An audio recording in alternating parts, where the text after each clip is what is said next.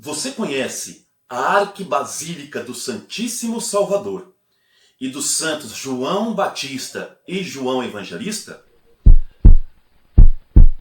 Você conhece a igreja que é mãe e cabeça de todas as igrejas de Roma e do mundo? Você já ouviu falar da igreja ou da Basílica de São João de Latrão? É sobre isso que o nosso programa vai abordar hoje, sobre a primeira basílica do mundo, São João de Latrão. Fique aí e aprenda um pouco mais sobre as origens desta importante igreja para a história do cristianismo.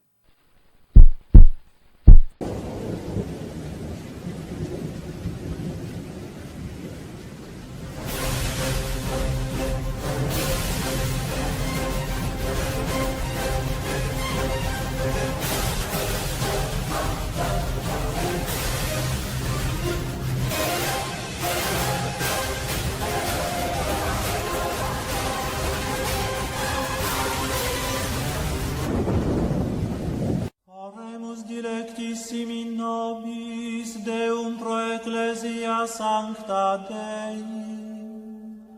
Uteam Deus Arquibasílica do Santíssimo Salvador e dos santos João Batista e João Evangelista, ou, como o mundo conhece, a Igreja de São João de Latrão.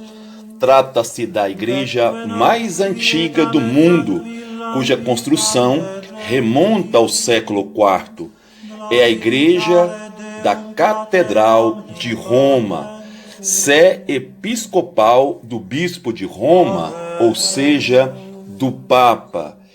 É considerada a mãe e a cabeça de todas as igrejas de Roma e do mundo.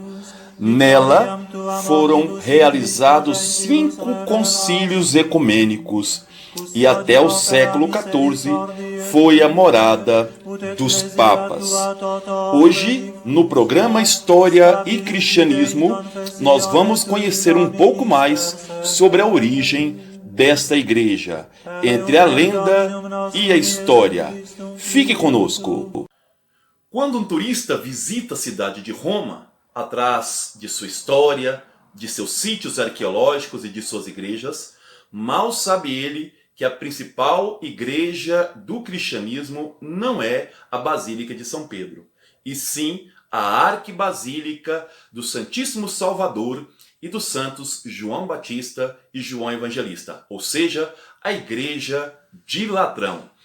Essa igreja, como eu já expliquei, ela é a Diocese de Roma, e aí a Catedral de Roma, onde o Papa aí é o responsável direto por essa igreja. É considerada a basílica mais antiga do mundo, embora o cristianismo tenha na sua história domos, casas, igrejas antigas, essa é a mais importante. E como todos os sítios arqueológicos ou construções antigas é difícil precisar a origem, a história não é diferente em relação à Basílica de São João de Latrão.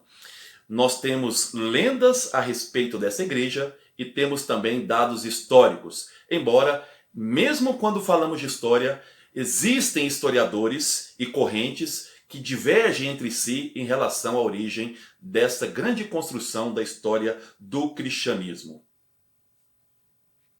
Dentre as muitas lendas que abordam sobre a origem da Basílica de Latrão, a mais conhecida é aquela que afirma que o imperador Constantino, que assumiu o trono em 306, foi acometido por uma lepra, teve um sonho com os apóstolos Pedro e Paulo, que garantiram a ele, Constantino, a cura da lepra, desde que o mesmo se convertesse e se fizesse batizar.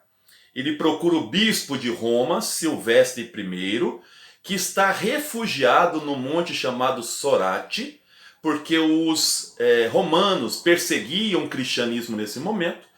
O Silvestre I vai batizar o Constantino, que, curado da lepra, em agradecimento, manda construir a Basílica de Latrão numa zona justamente com esse nome, Zona de Latrão ou Zona Lateranense. É importante observar que essa lenda não tem confiabilidade histórica, porque uma tradição afirma que o Constantino somente se converteu com batismo no leito de morte no ano de 337 e recebeu esse batismo de um outro bispo de nome Eusébio de Nicomédia, uma cidade do Oriente.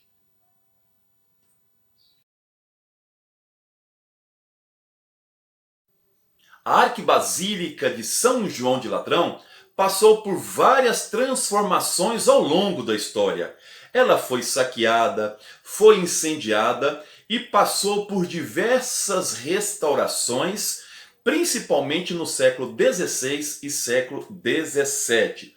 Portanto, da igreja atual, pouco nós temos daquela primeira igreja paleocristã do século IV. É importante observar a história para compreender um pouco a origem dessa igreja. Um dado importante é questionar o porquê do nome Latrão. Essa basílica foi construída em cima de um terreno que pertenceu a uma antiga família romana de nome Laterano.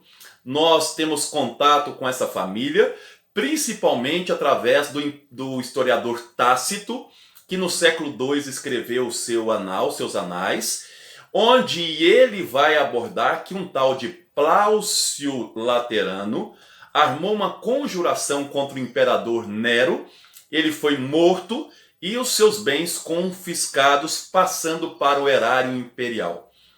No século III, no início do século III, nós vamos ver aí o Septímio Severo fazendo dessa região, desse horto laterano, um quartel da sua cavalaria singular, da sua cavalaria, dos seus cavaleiros próprios, quer dizer, da sua guarda pessoal. Nós sabemos que depois essa região passou para a mão de uma tal de Fausta, por herança ou também por aquisição, nós não sabemos. Identificam-se essa Fausta como sendo a segunda mulher do Constantino. E quando Constantino vence Maxêncio na Ponte Milvia no ano de 312, ele vai acabar com um quartel que ali existia, porque os soldados que ali estavam lutou contra ele e em favor do Maxêncio.